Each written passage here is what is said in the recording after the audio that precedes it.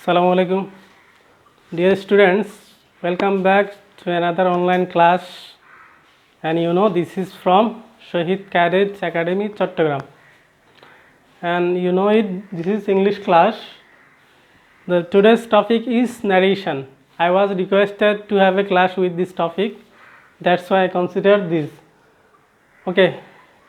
তো প্রিয় শিক্ষার্থীরা, আজকে আমাদের আলোচ্য বিষয় হচ্ছে যে ন্যারেশন। তো ন্যারেশনটা আসলে অনেক বড় একটা পার্ট গ্রামারের।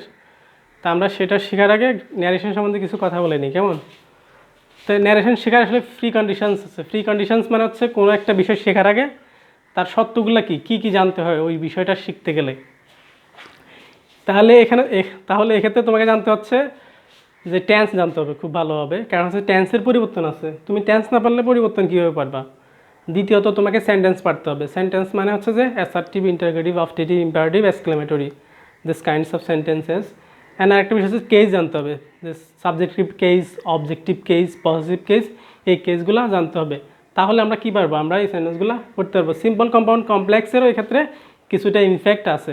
সো আসলে তোমাদের যাদের এই বিষয়গুলি নিয়ে কনফিউশন আছে, তারা এই ন্যারেশনটা করার আগে ওই জিনিসগুলো শিখে নিবা, তারপর অবশ্যই ন্যারেশন করতে চেষ্টা করবো আর কি, কেমন?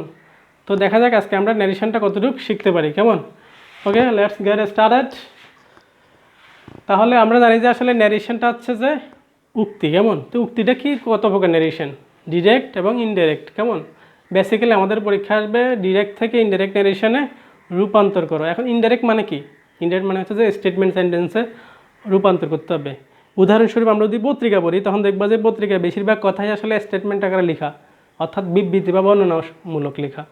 অর্থাৎ ওরা যে কোনো কথাকে তারা কী করে, স্টেটমেন্ট সেন্টেন্সে রূপান্তর করে লেখে। আমরা যে বই পড়ি সেগুলো আসলে স্টেটমেন্ট সেন্টেন্সেই লেখা।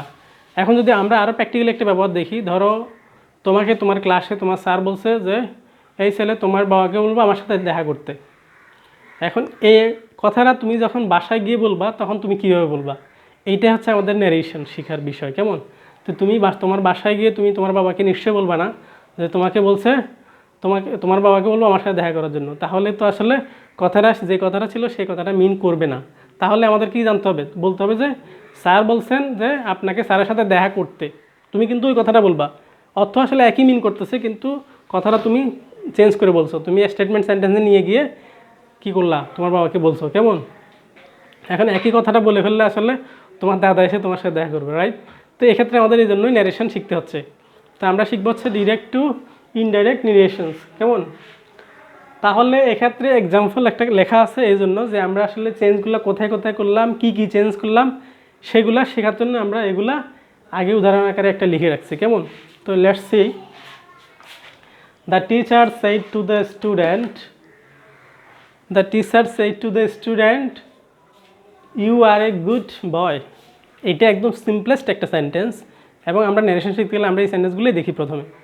আর যারা মানে কি প্যাসেজ ন্যারেশন শিখবা, তাদেরও আসলে এভাবেই এগুলো শিখে তারপর প্যাসেজ ন্যারেশন করতে হবে। তা আসলে ফার্স্ট স্টেপ হচ্ছে আমাদের কী করতে হবে? আমাদের করতে হবে হচ্ছে যেখানে স্পিকার এবং লিসেনার খুঁজে বের করতে হবে। ন্যারেশনের প্রথম কাজ হচ্ছে স্পিকার খুঁজে বের করা, অর্থাৎ রিপোর্টিং ভার্বের সাবজেক্টকে। তাহলে স্পিচ কোনটা? রিপোর্টিং স্পিচ হচ্ছে যে ইনভার্টেড কমার আগের যে অংশটা, সেটা হচ্ছে রিপোর্টিং স্পিচ। এটা দেখো যে এটা আসলে কি, এটা হচ্ছে রিপোর্টিং স্পিচ, রাইট? আর ইনভার্টেড কমা আছে কোথায়? কমার পরে একটা ইনভার্টেড কমা মানে হচ্ছে কোনো একটা উক্তি প্রকাশ করে, কেমন? এখন এই যে you are a good student, এটা হচ্ছে রিপোর্টেড স্পিচ, ইনভার্টেড কমার মধ্যে, খেয়াল করতে হবে। তাহলে রিপোর্টেড স্পিচেরও কি আছে? সাবজেক্ট আছে, ভার্ব আছে, অবজেক্ট আছে। আবার রিপোর্টিং স্পিচেরও কি আছে? সাবজেক্ট আছে, ভার্ব আছে, অবজেক্ট আছে। এখন বিষয়গুলো আমরা কেন খেয়াল করতেছি? কারণ এগুলোকে আমরা চেঞ্জ করব, কেমন? চেঞ্জ করতে হবে মূলত হচ্ছে যে এই বিষয়টা। এখানে হচ্ছে রিপোর্টিং স্পিচের ভার্বটা আমাদেরকে প্রায় অলমোস্ট সবসময় চেঞ্জ করতে হয়। তারপরে আমাদেরকে অবশ্যই ইনভার্টেড কমা আমরা রাখতে পারবো না, অর্থাৎ এখানে ইন্টারোগেশন অর্থাৎ প্রশ্নবোধক চিহ্ন রাখা যাবে না, এক্সক্লেমেশন অর্থ রাখা যাবে না, তো ইনভার্টেড কমাও রাখা যাবে না। অর্থাৎ কোনো প্রকার ইনভার্টেড কমা, প্রশ্নবোধক অথবা বিস্ময়সূচক সেগুলো তুলে ফেলতে হবে। আর তুলেই আমাদেরকে কী করতে হবে? স্টেটমেন্ট সেন্টেন্সে রূপান্তর করতে হবে। অলমোস্ট সেগুলো কমপ্লেক্স সেন্টেন্সে রূপান্তর হয়, শুধুমাত্র ইম্পারেটিভ সেন্টেন্স বাদে। তো the teacher said to the student, এক্ষেত্রে হচ্ছে রিপোর্টিং স্পিচের ভার্ব হচ্ছে, সাবজেক্ট হচ্ছে দ্য টিচার, এখানে লিখলাম দ্য টিচার। সেইড হচ্ছে রিপোর্টিং স্পিচের ভার্ব, স্টুডেন্ট হচ্ছে রিপোর্টিং স্পিচের অবজেক্ট। ইউ হচ্ছে রিপোর্টেড স্পিচের সাবজেক্ট, আর হচ্ছে রিপোর্টেড স্পিচের ভার্ব, আর এ গুড বয় হচ্ছে রিপোর্টেড স্পিচের অবজেক্ট। ওকে, আমরা এখানে কী বললাম দেখো, আগে অ্যান্সারটা দেখো। The teacher told the student that he was A good বয়। তাহলে পরিবর্তনটা কোথায় আসলো? পরিবর্তনটা আসছে এখানে যে আমরা কি করলাম, এই যে সেইড টু সেটাকে বাদ দিয়ে এখানে বসাইলাম টোল্ড। আর অবশ্যই এটা অ্যাসার্টিভ সেন্টেন্স। কেমন? এটা কোন সেন্টেন্স? Assertive sentence. আমরা স্টেপ বাই স্টেপ করব। ইনভার্ট কমা এখানে তুলে দিলাম, তুলে বসাইলাম কি? দ্যাট। তাহলে অ্যাসার্টিভ সেন্টেন্সে আমরা ইনভার্ট কমা তুলে দিয়ে সবসময় কি বসাবো? দ্যাট। এখানে ছিল ইউ, ইউটা আসলে চেঞ্জ হয়ে এখানে কী হলো? হি হইলো। কেন হইলো? কারণ হচ্ছে যে ইউটা হচ্ছে সেকেন্ড পার্সন, তাহলে সেকেন্ড পার্সন হচ্ছে অবজেক্ট অনুসারে, অবজেক্ট হচ্ছে দি স্টুডেন্ট, তাহলে দি স্টুডেন্ট সাবজেক্ট কী হবে? হি। কেমন?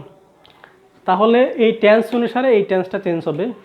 এটাও একটা স্টেপস আছে, সেটা হচ্ছে যদি পাস্ট ইন্ডিফিনিট থাকে এটা যদি প্রেজেন্ট ইন্ডিফিনিট থাকলে এটাকে পাস্ট ইন্ডিফিনিট করতে হবে। এটা যদি পাস্ট ইন্ডিফিনিট থাকতো তাহলে এটা পাস্ট পারফেক্টে করতে হইতো। কেমন? আর যদি এটা প্রেজেন্ট ইন্ডিফিনিট টেন্সে থাকতো তাহলে এটার পরিবর্তন করতে হইতো না। তাহলে হি, আমরা এটাকে আটটা চেঞ্জ করি, হি এর সাথে অবজেক্ট বার বসাইলাম ওয়াজ। কেমন?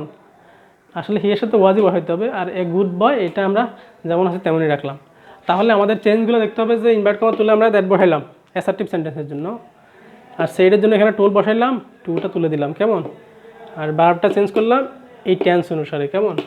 তাহলে এটা হচ্ছে আমাদের অ্যাসার্টিভ সেন্টেন্সের ফার্স্ট স্টেপ, অর্থাৎ ন্যারেশনের প্রথম পদক্ষেপই আমাদের এটা। এখন যেটা করতে হবে সেটা হচ্ছে যে আমাদের কোন সেন্টেন্সের সময় কোন, এক্ষেত্রে রিপোর্টিং ভার্বটা কীভাবে পরিবর্তন করতে হবে, তাহলে এটা বলেই খেয়াল করতে হবে, খাতায় অবশ্যই লিখবা পাশাপাশি। তাহলে যদি অ্যাসার্টিভ সেন্টেন্স হয় তখন এক্ষেত্রে টেল অথবা টোল্ড আমরা বসাবো। যদি প্রেজেন্ট টেন্স হয় তাহলে টেল অথবা টেলস, আর পাস্ট টেন্স হলে টোল্ড। তারপরে যদি ইন্টারগেটিভ সেন্টেন্স হয় তখন সেক্ষেত্রে সবসময় আস্কড হবে। কেমন? আস্ক অথবা আস্কড, কারণ হচ্ছে যে পাস্ট টেন্স হলে আস্কড হবে আর প্রেজেন্ট টেন্স হলে আস্ক হবে। আর যদি ইম্পারেটিভ সেন্টেন্স হয় সেক্ষেত্রে কী হবে? সেক্ষেত্রে বিভিন্ন কিছু হতে পারে, যেমন অর্ডার, রিকোয়েস্ট, অ্যাডভাইস, কমান্ড। তাহলে অর্ডার করলে কি হবে? যদি অর্ডার করে, যেমন টিচার স্টুডেন্টকে কী করে অর্ডার করে, যেমন father said to his son, তাহলে এক্ষেত্রে কী হতে অ্যাডভাইস করতে পারে।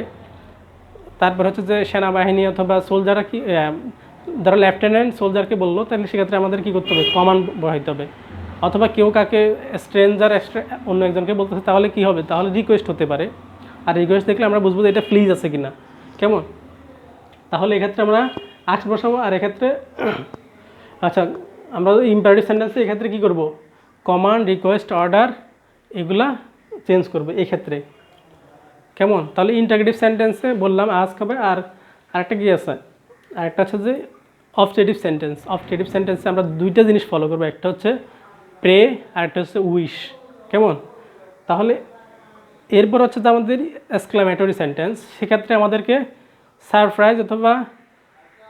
সারপ্রাইজ প্রকাশ করতে হবে।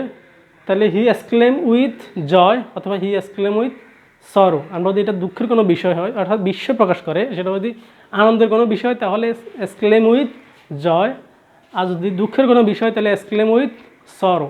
তাহলে কোথায় এই পরিবর্তনটা হচ্ছে যে এক্ষেত্রে। কেমন? তাহলে এটা বোঝা গেল যে এই ক্ষেত্রে আমরা কী চেঞ্জটা করব অন্যান্য যে সেন্টেন্স আছে সেক্ষেত্রে। তাহলে এবার ইনভার্ট কমা অবশ্যই রাখা যাবে না, সেটা তুলে দিয়ে কী করতে হবে? তাহলে অ্যাসার্টিভ সেন্টেন্সে দ্যাট বসাইলাম। ইন্টারগেটিভ সেন্টেন্সে ডাব্লিউএস কোয়েশ্চেনের ইন্টারগেটিভ প্রোনাউনগুলো অথবা ইয়েস নো কোয়েশ্চেনের ক্ষেত্রে ইফ অথবা ওয়েদার। কেমন? আর ইম্পারেটিভ সেন্টেন্সে হচ্ছে আমরা ইনফিনিটিভ দিয়ে করতে পারি টু অথবা নট টু। যদি নেগেটিভ হয় তাহলে নট টু, আর অ্যাফার্মেটিভ হলে টু। আর যদি কি হয় আমরা অবশ্যই উদাহরণ আকারে করবো। এর আগে একটা ব্রিফ দিচ্ছি, কেমন, যে এই চেঞ্জটা এরকম করে করতে হবে। এরপর আমরা অবশ্যই উদাহরণ আকারে দেখব। আর যদি অবজেক্টিভ সেন্টেন্স হয় তাহলে সেক্ষেত্রে আবার ঠিক একই রকমভাবে দ্যাট বসবে। কেমন? অ্যাসার্টিভ সেন্টেন্স যেরকম সেরকম। আবার এক্সক্লেমেটরি সেন্টেন্সও ঠিক একই রকমভাবে আমরা দ্যাট বসাবো ইনভার্টেড কমা তুলে দিয়ে। কেমন? আর পার্সন যে পরিবর্তন করব রিপোর্টেড স্পিচ থেকে ফার্স্ট পার্সন সাবজেক্ট অনুসারে, ফার্স্ট পার্সন সাবজেক্ট অনুসারে, আর সেকেন্ড পার্সন অবজেক্ট অনুসারে। কেমন? এই যে এইটা পরিবর্তন করব, যদি ফার্স্ট পার্সন হয় সেটা সাবজেক্ট অনুসারে। কেমন?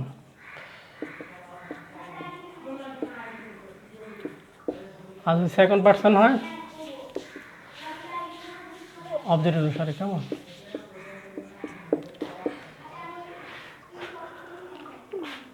এখন দেখো টেন্সের কি পরিবর্তনটা হবে,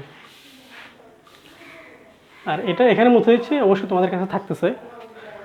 তাহলে টেন্সের পরিবর্তন হচ্ছে, যদি আমাদের এখানে যদি পাস্ট টেন্স হয়, যদি প্রেজেন্ট টেন্স হয় তাহলে আমরা সাধারণত চেঞ্জ করব না, যদি পাস্ট টেন্স হয় তাহলে এক্ষেত্রে আমাদেরকে অবশ্যই টেন্স, এই যে টেন্স আছে রিপোর্টিং বারবের টেন্স অনুসারে আমাদেরকে এই রিপোর্টিং স্পেসের টেন্সটা পরিবর্তন করতে হবে। কেমন? তাহলে এটা যদি প্রেজেন্ট ইনডিফিনিট হয় তাহলে এটা কি করতে হবে? Past indefinite. এটা যদি পাস্ট ইনডিফিনিট হয় তাহলে এটাকে পাস্ট পারফেক্ট। যদি এটা পাস্ট পারফেক্ট তাহলে পাস্ট পারফেক্ট কন্টিনিউয়াস। কেমন? তাহলে এই পরিবর্তনটা করতে হবে। আর যদি ফিউচার থাকে তাহলে উড অথবা কুড, মে থাকলে ক্যান, থাকলে কুড, মে থাকলে মাইট, উইল থাকলে উড, শ্যাল থাকলে শুড, এই চেঞ্জগুলো করতে হবে। কেমন? আর এক্ষেত্রে অন্যান্য বিষয়গুলো প্রায় সেম থাকবে। তাহলে আমরা অ্যাসার্টিভ সেন্টেন্স থেকে একটা করলাম, এখন আমরা ইন্টারগ্রেটিভ সেন্টেন্স থেকে করে দেখব যে ন্যারেশনটা ডিরেক্ট থেকে ইন্টারেক্ট করলে কেমন হয়। আচ্ছা, এখন বিষয় হচ্ছে যে ন্যারেশনে আমরা প্রথম পার্টটা আজকে এই পর্যন্ত রাখবো, পরবর্তীতে আমরা অন্যান্য ফাংশনগুলো নিয়ে আবার কথা বলবো। কেমন? তাহলে তোমরা বাসায় এগুলো নিয়ে প্র্যাকটিস করো। তাহলে আজকে এই পর্যন্তই। Bye for now, stay home, stay safe.